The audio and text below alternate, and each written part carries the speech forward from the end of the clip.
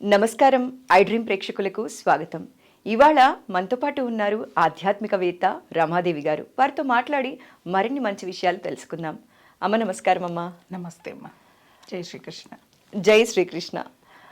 అమ్మ, అయోధ్యకి ఈ జనవరి 22వ తారీఖున అయోధ్యలో ప్రాణప్రతిష్ఠ జరగబోతోంది. ప్రతి హిందువు కూడా వేడుకగా జరుపుకుంటున్నారమ్మా. ఇప్పటి నుంచే వేడుకలు జరుగుతున్నాయనే చెప్పాలి. ఆ అయోధ్య వైభవం గురించి, ఆ రాముడి గురించి మీ మాటల్లో మా ప్రేక్షకులకు తెలియజేస్తారా అమ్మా? ఖచ్చితంగా. అయోధ్య రాముడు, కోదండ రాముడు, కౌసల్యా తనయుడు, ఎన్నో పేర్లు, ఎన్నో బిరుదులు, న్యాయానికి ధర్మానికి నిలువెత్తు నిదర్శనం శ్రీరామచంద్రుడు. అవునా? అయోధ్య ప్రాణప్రతిష్ఠ.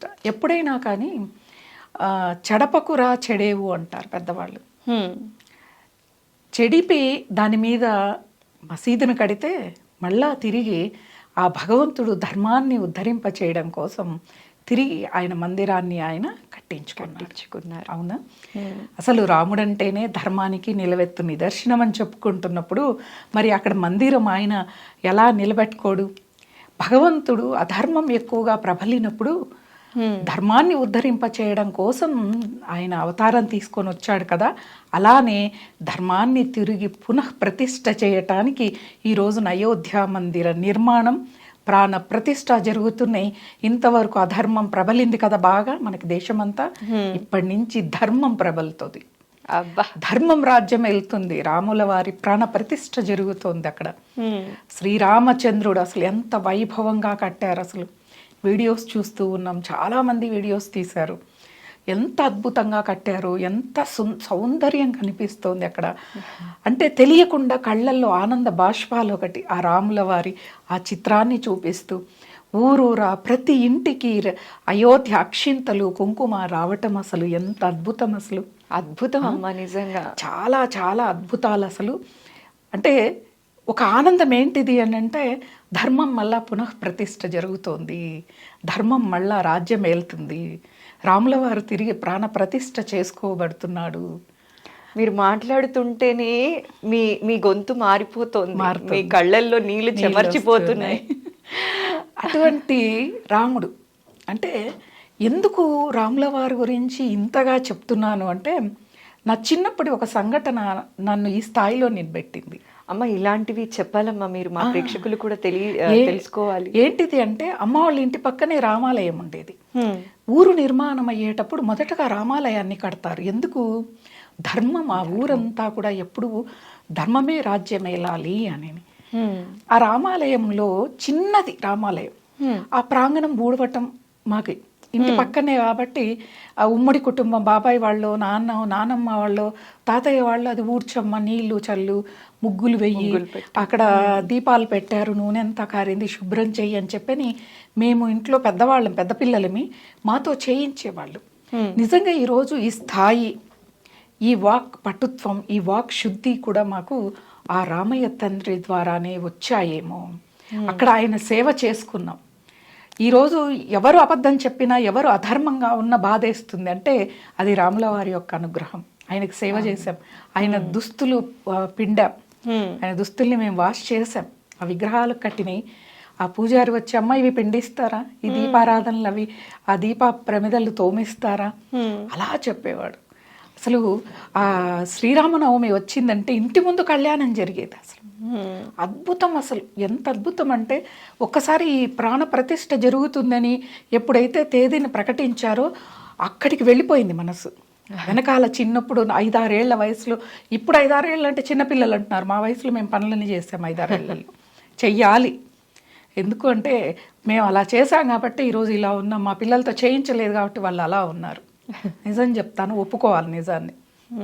అలా రాముల వారిని నామ స్మరణ, రామాయణం ఎక్కడైతే పారాయణం జరుగుతుందో అక్కడ ఆ వచ్చిన వాళ్ళందరిలో ఈ నామస్మరణ, రాముల వారి గురించిన చర్చ ఎక్కడ జరుగుతున్నా హనుమంతుల వారు ఎక్కడో ఒక చోట సూక్ష్మ రూపంలో ఉంటారు. ఆయన కళ్ళంబడి ఆనంద బాష్పాలు కారుతూ ఉంటాయంట ఆ రాముల వారి యొక్క ఆ లీలలు విని. అంత అద్భుతం. బాలరాముడు, అయోధ్య రాముడు, కిష్కింద రాముడు, ఇలా ఎన్ని చెప్పుకోవచ్చు. రామాయణమే అద్భుతమైన కావ్యం. నేను అందరికీ కూడా చెప్పేది ఏంటిది అంటే, రామాయణం సంక్షిప్తంగా అంటే కొంచెంగా మనకి రచించబడి అందించారు. ఈ రోజు నుంచి ఈ వీడియో చూసినప్పటి నుంచి ఆ రామాయణాన్ని 22వ తారీఖు వరకు చదివి ముగించండి. 22వ తారీఖు అద్భుతంగా మీ ఇంట్లో రాముల వారి చిత్రపటం ఉన్నా లేకున్నా వెంకటేశ్వర స్వామి ఉన్నాడు, ఆయనే రాముడు అనుకోండి. కొత్తగా నేను ఇంకో చిత్రపటం తెచ్చి పెట్టమని చెప్పను, ఆయననే పెట్టుకోండి. ఎందుకంటే ప్రతి ఇంట్లో శ్రీరామచంద్రుల వారి ఫోటో ఉంటుంది, కనీసం ఏ హాల్లోనైనా ఉంటుంది, పూజా మందిరంలో లేకపోయినా. కాబట్టి ఆ రాముల వారి ముందు కూర్చొని రామాయణాన్ని చదవండి. రామాయణం చదివితే, భాగవతం చదివితే, భారతం చదివితే, భగవద్గీత చదివితే ఏ మోటివేషన్ క్లాసెస్ అవసరం లేదు, ఇవే అందిస్తాయి, ఇవే మనకి మోటివేషన్ ఇస్తాయి. ఒకప్పుడు మోటివేషనల్ క్లాసెస్ కి వెళ్ళాల్సిన అవసరం లేదు. ఇప్పుడు మా చిన్నప్పుడు వేసవికాలం సెలవులు వస్తే 2 నెలలు పూర్తిగా వచ్చాయి. ఇప్పుడన్నా ఏవో కోచింగ్లు, ట్రైనింగ్లు ఒక వారం ముందే స్కూల్లో, అప్పుడు అలా ఉండేది కాదు. ఏప్రిల్, మే, జూన్ మిడిల్ వరకు మాకు హాలిడేస్ ఉండేవి. దాదాపు మాకు 65-70 రోజుల వరకు మాకు సెలవులు ఉండేవి. కానీ అప్పుడు ఈ ఫోన్లు లేవు, టీవీలు లేవు, ఉంటే ఓ రేడియోలో కూడా టైం ప్రకారమే పాటలు, వార్తలు వచ్చేవి. అవునా? మిగతా సమయం అంతా ఏంటిది అంటే మా అమ్మగారు, మా నాన్నమ్మగారు వీళ్ళంతా కూడా కూర్చోబెట్టుకొని రామాయణం, మహాభారతం, భాగవత కథలు ఇవన్నీ కూడా చెప్పేవాళ్ళు. మాకప్పుడు ఈ పుస్తకాలు అనేవే లేవు. ఇవన్నీ ఇప్పుడు మా ఇంట్లో రామాయణం, మహాభారతం, భాగవతం మేము పెట్టుకున్నాం, కానీ అప్పట్లో పుస్తకాలు వాళ్ళు అంటే కొనేంత స్తోమత ఉన్నా లేకపోయినా ఎందుకో తెలియదు, వాళ్ళు హరికథల ద్వారా, బుర్రకథల ద్వారా విని నేర్చుకున్న రామాయణం. ఓకే, అవన్నీ కూడా మాకు చెప్పటం. మా అమ్మ ఏం చెప్పేది, నీకు ఇప్పుడు నేను చెప్పా కదా, నువ్వు తర్వాత నీ స్కూల్లో నీ చుట్టూ నీతో ఉన్న ఫ్రెండ్స్కి నువ్వు చెప్పు, నీకు గుర్తుండిపోతుంది. ఇది చాలా అద్భుతం అన్నమాట అసలు. అలా మాకు అలా గుర్తుండిపోయినాయి అవన్నీ కూడా. ఇప్పుడు ఏంటిది, రామాయణం ఏ కాండం కావాలో ఆ కాండం తీసి చదివితే అర్థమయ్యేంత సులువుగా మా అమ్మగారు చిన్నప్పుడు మాకు నేర్పించారు. 10 సంవత్సరాల వయసులోనే భగవద్గీత చదవడం నేర్పించారు, దానిలో సూక్ష్మమైన అర్థాలని నేర్పించారు. అది ప్రతి తల్లి కూడా, తల్లిదే బాధ్యత. ఈ ఇంటి వరకు తల్లిదే బాధ్యత. తండ్రి బయట ఉండి వీళ్ళ క్షేమం కోసం, వీళ్ళ ఆనందం కోసం సంపాదించి తెస్తాడు. ప్రతి తల్లి కూడా ఆ స్థాయిలో ఉంటే ఏ మోటివేషన్ క్లాసెస్ అవసరం లేదు.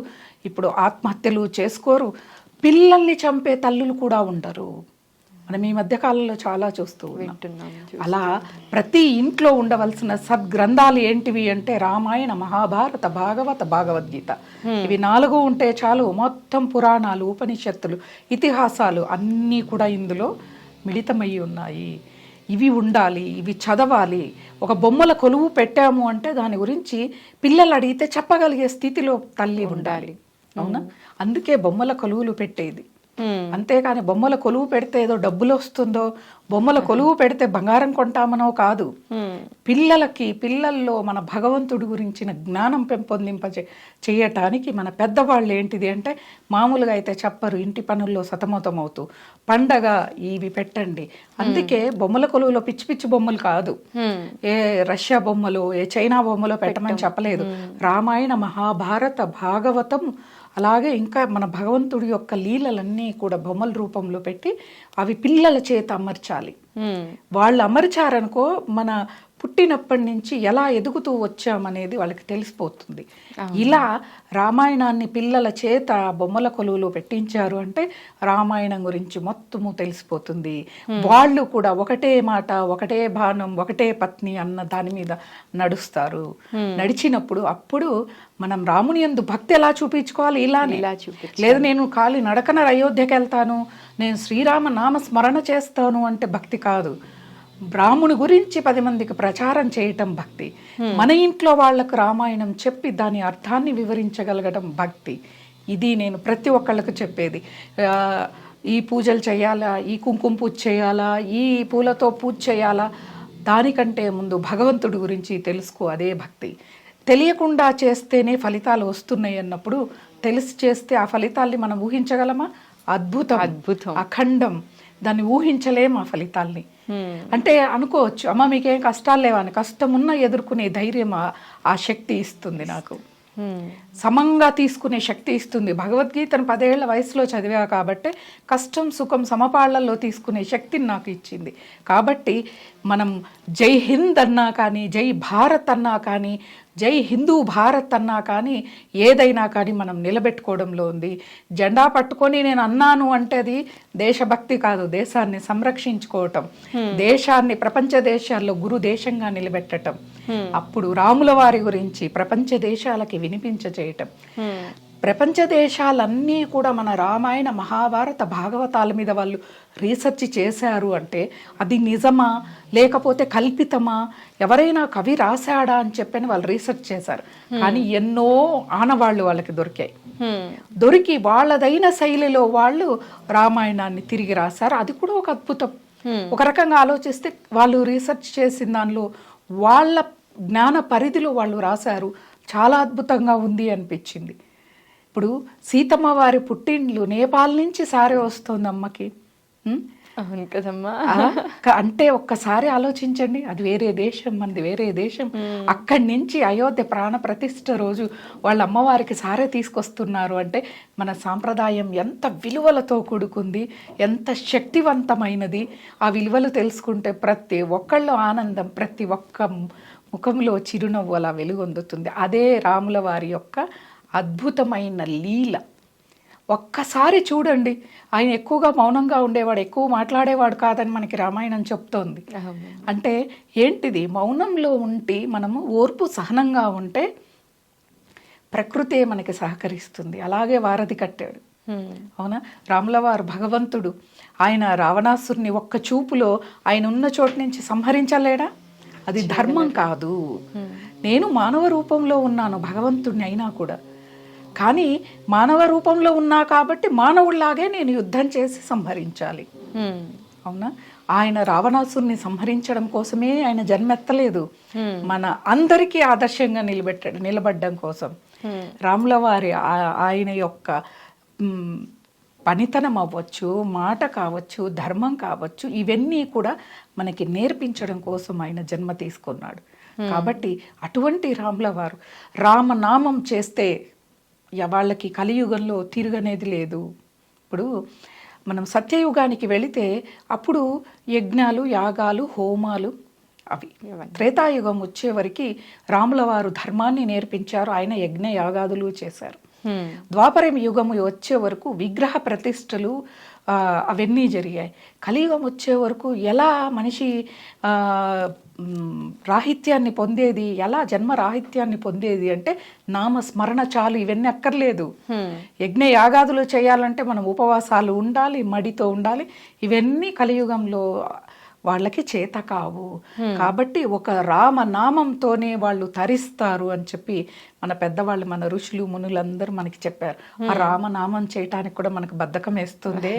పని చేస్తూ చేస్తూ, వంట చేస్తూ చేస్తూ మహిళలు శ్రీరామనామం జపించవచ్చు, రామకోటిని రాయొచ్చు.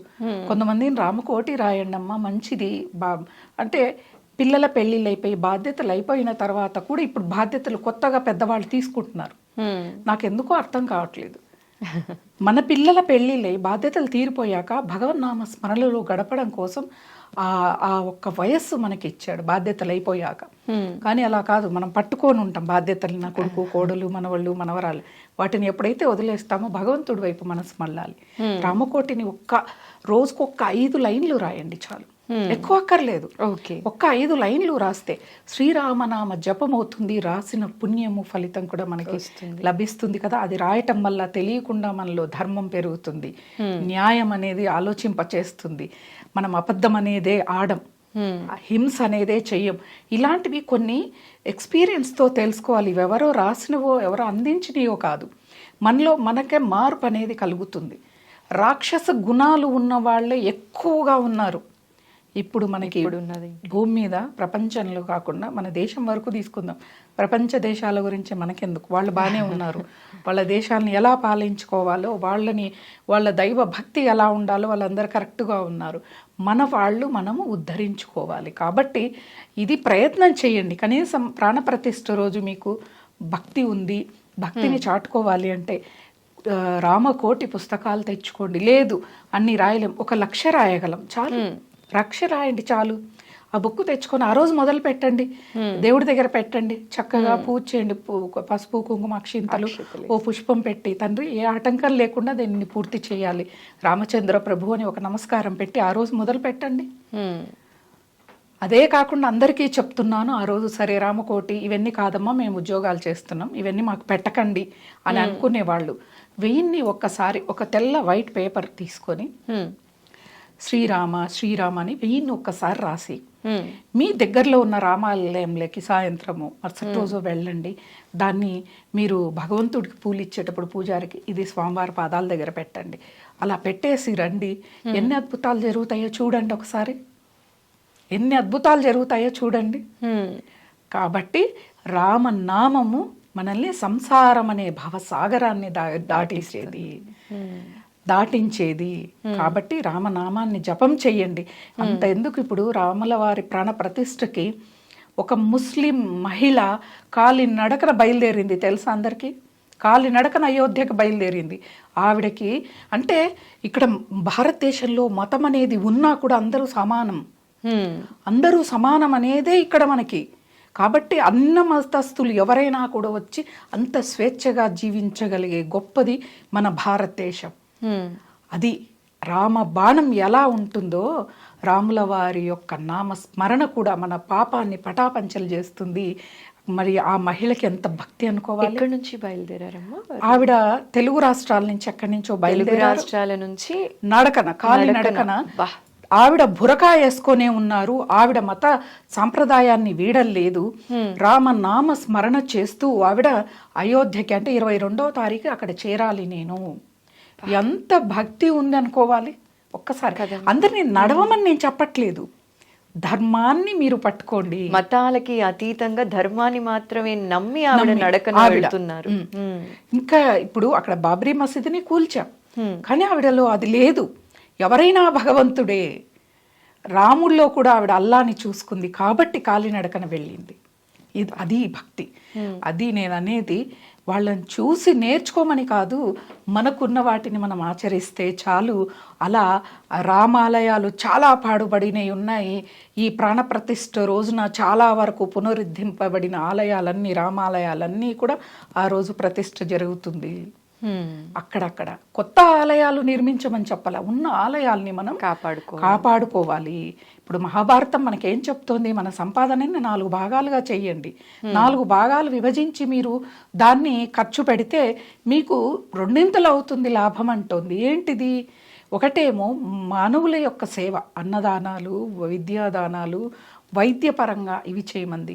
ఒకటేమో పాడైపోయిన ఆలయాలు పునరుద్ధరింప చేయమని చెప్పింది. ఒక భాగమేమో దేశానికి కావలసిన వనరులని సమకూర్చమని చెప్తోంది. ఒక్క భాగం మాత్రమే స్వప్రయోజనాల కోసం, పిల్లల పెళ్ళిళ్ళు, చదువులు, ఇళ్ళు, వాకిళ్ళు, పొలాలు, వీటి కోసం ఒక భాగం అని చెప్పింది కదా.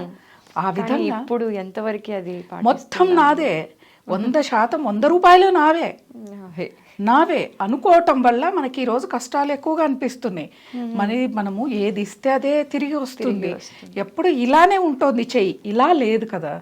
ఇలా ఉంటే ఆ రోజు మనకి జీవితం చాలా బాగుంటుంది.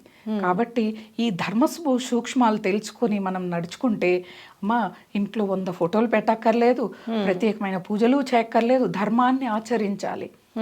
మనం ఏ విధంగా నడుచుకోవాలి, ఇవన్నీ కూడా మనం నేర్చుకోగలిగితే అదే గొప్ప భక్తి. నేను ఇందాకడి నుంచి అరుస్తూ ఉండేది కెమెరా ముందు, భక్తి భక్తి భక్తి అంటే ఏంటిదో దాన్ని తెలుసుకోండి. దాన్ని తెలుసుకుంటే అద్భుతమైన జీవితాలు, అంటే జన్మ అనేదే లేకుండా ఉండాలనే కోరిక కూడా మనలో ఉండకూడదు. మనం ఏ ప్రతిఫలము ఆశించకుండా చేసుకుంటూ వెళ్ళటమే మన ధర్మం.